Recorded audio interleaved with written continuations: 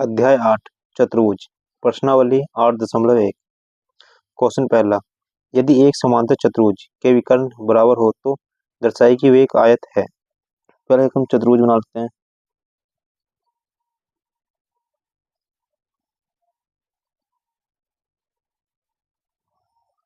इसका नाम देते हैं ए बी सी डी। क्या बोला, इसका विकर्ण जो है क्या है, बराबर है।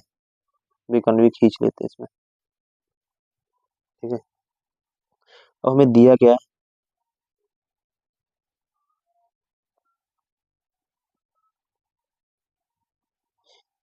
दिया गया ए बी सी डी एक समांतर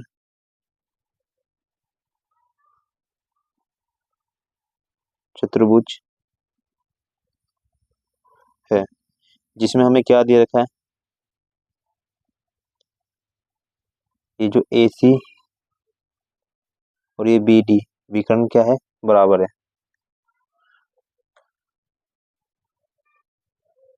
और सिद्ध क्या करना है, सिद्ध कि ए बी सी डी एक आयत है। तो हम करेंगे उपपत्ति। अब थोड़ा क्वेश्चन को ध्यान से देखना और समझना। ठीक। ये हमें पहले से एक समांतर चतुर्भुज दे रखा है। आपको पता है समांतर चतुर्भुज की जो आमने सामने की जो भुजा होती है क्या होती है, बराबर होती है। लेकिन फिर भी हमें क्या सिद्ध करना है, ये जो क्या है, एक आयत है।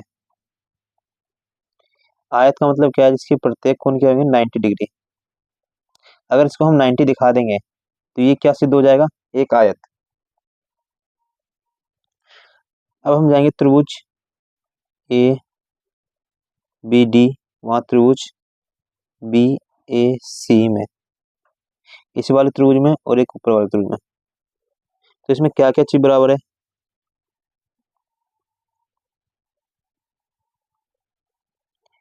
एक तो मिल जाएगा हमें ए डी बराबर बी सी। क्यों मिल जाएगा, क्योंकि समांतर चतुर्भुज के सम्मुख भुजा।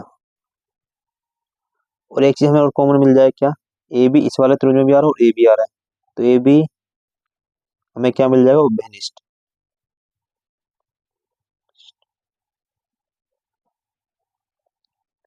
और हमें एक चीज और, बी डी, ये जो बी डी और ए सी हमें क्या दे रखा है, बराबर दे रखा है। बी डी बराबर ए सी ये हमें दिया है। अब यहाँ देखना, त्रिभुज ए बी डी सर्वांग त्रिभुज बी ए सी किस नियम से हो जाएगा, ये साइड साइड नियम से।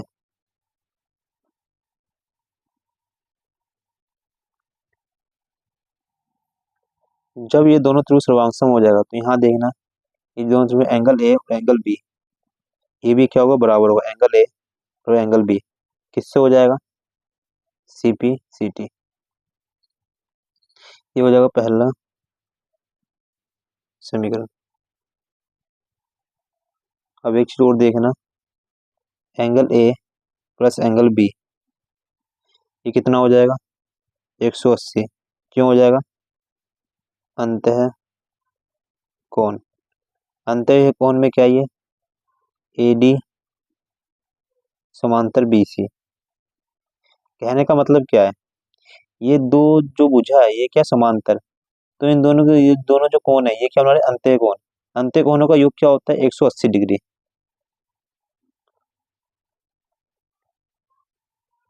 Angle A plus angle A क्या हो जाएगा, 180। क्यों हो जाएगा, एंगल बी की जगह मैं एंगल ए लिख सकता हूँ क्योंकि ये दोनों बराबर है। तो एंगल ए एंगल ए क्या हो जाएगा, 2 एंगल ए और 180। अब एंगल ए 180 क्या मल्टीप्लाई में यहाँ के डिवाइड कर जाएगा, कितना आ गया, 90। एंगल ए तो आ गया 90 डिग्री। एंगल बी भी क्या होगा, 90। अब यहाँ देखना, जब ये भी 90 होगा तो इसके सामने वाला जो कोण होगा ये भी क्या हो जाएगा, 90 हो जाएगा। और इसके सामने वाला भी कोण क्या हो जाएगा, 90 डिग्री हो जाएगा। तो ये क्या हो जाएगा, एक आयत हो जाएगा। तो हम लिख सकते हैं, जब किसी समांतर चतुर्भुज का एक कोण 90 डिग्री हो तो प्रत्येक 90 डिग्री का होता है। तो ये क्या हो जाएगा, ये एक आयत है। क्वेश्चन दूसरा, दर्शाइए कि एक वर्ग के विकर्ण बराबर होते हैं और परस्पर समकोण पर समद्विभाजित करते हैं। तो पहले हम एक वर्ग बना लेते हैं।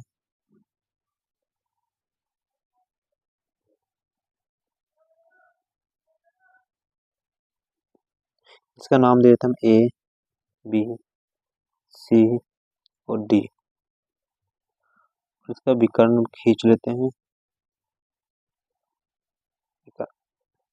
अब हमें इसमें दिया क्या है, ए बी सी डी, इसमें क्या है, एक वर्ग है जिसमें हमें क्या दिया है, ए सी और बी डी विकर्ण है।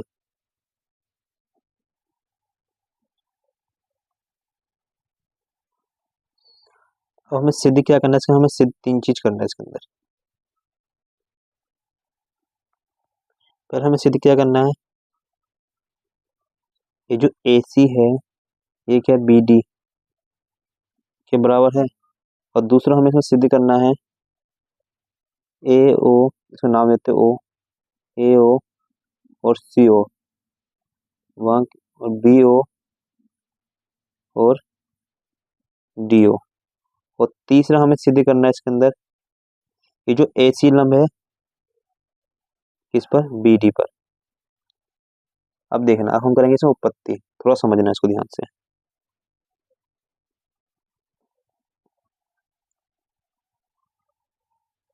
अगर पहला हम प्रूव करते हैं, पहले हम जाएंगे त्रिभुज डी ए बी, वहाँ त्रिभुज C B A, D A B और सी बी ए, इसमें क्या क्या चीज कॉमन हो सकती है। पहला हमें दिया है ए डी, ए डी बराबर बी सी। क्यों है, क्योंकि वर्ग है, वर्ग की सारी भुजाएं क्या होती है, बराबर, ये दे रखा हमें। और हमें एक चीज और बराबर दे रखा है, एंगल ए और एंगल बी, ये भी क्या है, 90 दे रखा है, क्योंकि बराबर की कितनी प्रत्येक भुजा क्या होती है, 90 होती है। और एक चीज और कॉमन आ रहा है, ए बी और ए बी क्या दोनों में है, तो ए बी बराबर ए बी, ये क्या उभयनिष्ठ।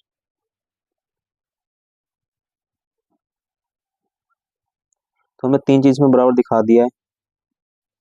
अब देखना, ये त्रिभुज डी ए बी सर्वांग त्रिभुज सी बी ए किस नियम से हो जाएगा, ये साइड एंगल साइड नियम से।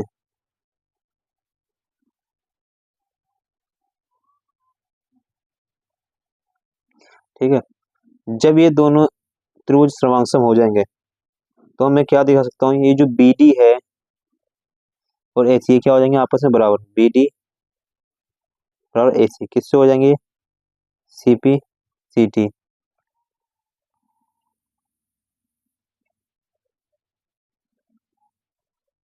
अब हम इसको दूसरा प्रूव करेंगे, और दूसरे में किस त्रिभुज में जाएंगे, त्रिभुज ए ओ डी, वहाँ त्रिभुज सी ओ बी में। अब यहाँ देखना,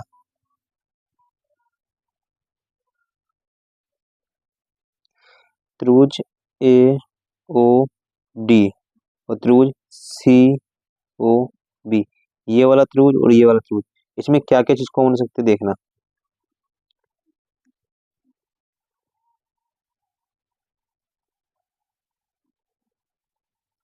अब देखो इसमें क्या क्या चीज कॉमन हो जाएगा।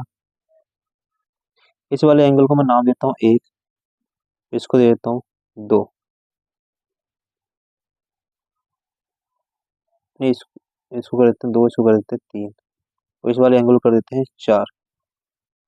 अब देखना क्या क्या चीज बराबर हो जाएगा। एक तो एंगल 1 और एंगल 2 क्यों हो जाएगा, क्योंकि एकांतर कोण।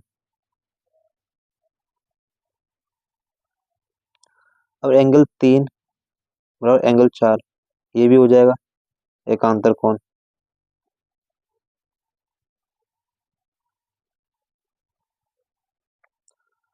AD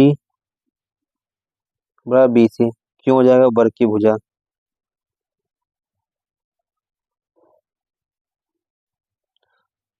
अभी किससे हो जाएगा, त्रिभुज AOD सर्वांग त्रिभुज COB किससे होगा, एंगल साइड एंगल, तो एंगल साइड एंगल नियम से। अब एक चीज, जब ये दोनों त्रिभुज सर्वांग होगा तो हम कह सकते हैं या लिख सकते हैं AO बराबर किसके हो जाएगा, OC के, और BO बराबर किसके हो जाएगा, OD के। बस ये हमें इसमें दिखाना था। और एक चीज और है, तीसरा तीसरा देखना।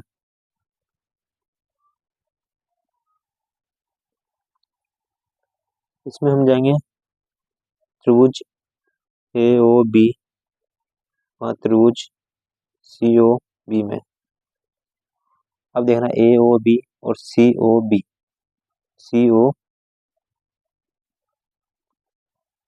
AOB और COB, तो क्या हो जाएगा इसके अंदर, AB बराबर BC, ये भी भुजा इसके बराबर नहीं, क्यों, ये वर्ग की भुजा।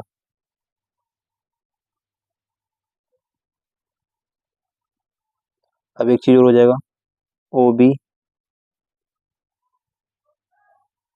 और OB, ये दोनों त्रिभुज में क्या कॉमन आ रहा है, OB और OB, तो ये क्या हो जाएगा, ओब्लिस्ट।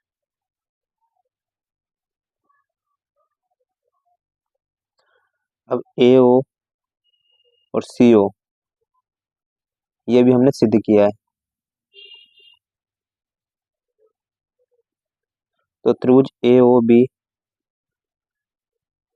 सर्वांग त्रिभुज COB किस नियम से हो जाएगा, ये साइड साइड साइड नियम से, क्योंकि हमने तीनों क्या दिखाया, साइड। अब देखना, जब ये दोनों त्रिभुज आपस में क्या है, बराबर है, सर्वांग है, तो एंगल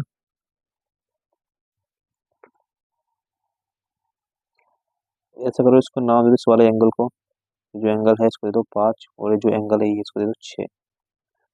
तो ये एंगल 5 और एंगल 6 ये क्या होगा, बराबर हो जाएगा, इससे CPCT। ठीक है। अब एंगल 5 प्लस एंगल 6 कितना होगा, 180। क्यों होगा, क्योंकि पूरे एक सीधी रेखा पे कितने कोण बन रहे हैं, 180, तो किससे, रेखिक युग्म।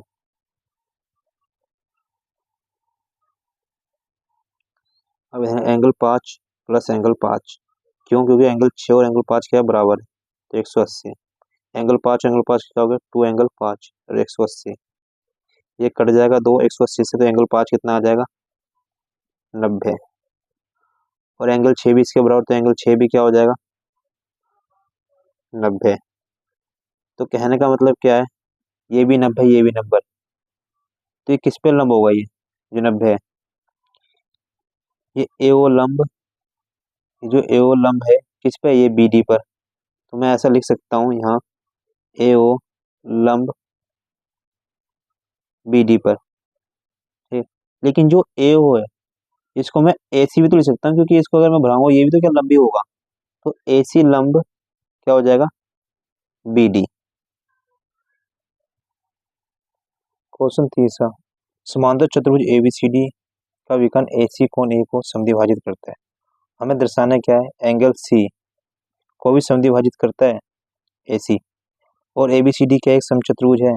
अब हमें दिया क्या, इसमें ABCD एक समचतुर्भुज है, और विकर्ण क्या है, AC एंगल ए को क्या करता है, समद्विभाजक, मतलब इस वाले एंगल को AC क्या करता है, समद्विभाजक करता है। अब मैं इसको नाम देता हूँ 1, इसको नाम देता हूँ 2, इस एंगल को, इस वाले एंगल को 3 और इसको 4।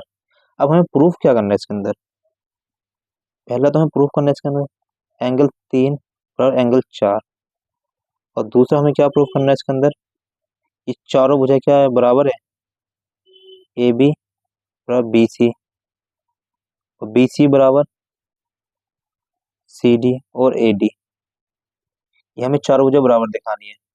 अब हम करेंगे उपपत्ति।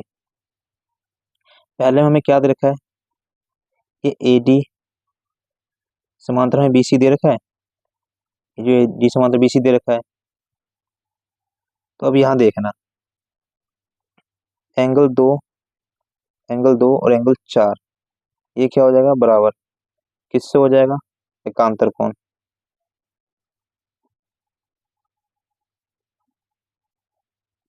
समीकरण पहला।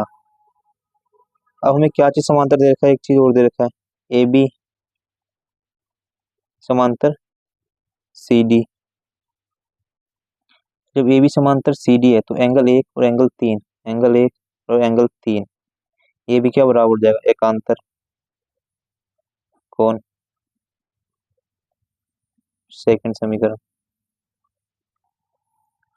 समीकरण 1 व 2 से तो हम लिख सकते हैं, क्या लिख सकते हैं, एंगल 3 और एंगल 4 बराबर है, क्योंकि दोनों आपस में बराबर है, ये दोनों भी, तो मैं लिख सकता हूँ एंगल 3 और एंगल 4 बराबर है। तो आते हैं जो AC है, एंगल C का समद्विभाजक है।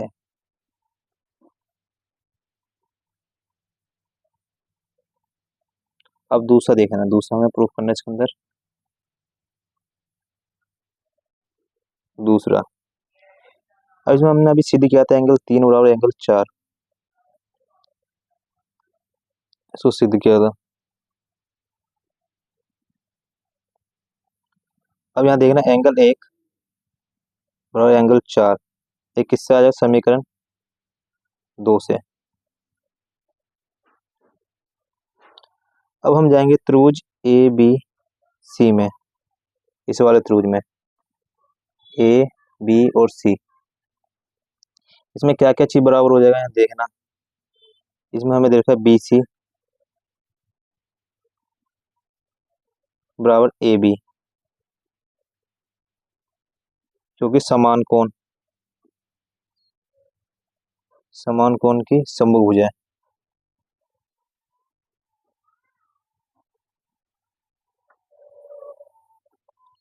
और एक हमें दे रखा है इसके अंदर त्रिभुज ABC में एंगल 1 बराबर एंगल 4, इस समीकरण को मान लेना तीसरा समीकरण।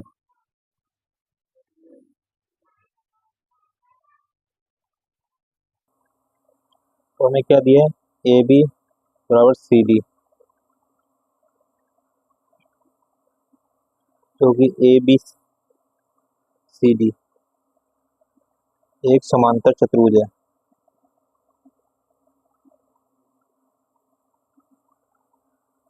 ये समीकरण को मान लेना 4। तो इससे क्या मिल जाएगा हमें, AD बराबर BC, ये समीकरण 5 हो जाएगा, यही कारण यहाँ लिख देना। तो समीकरण 3 और 4 और 5 से AB बराबर BC और BC बराबर CD और AD। अभी क्या हो जाए, अतः ABCD एक समचतुर्भुज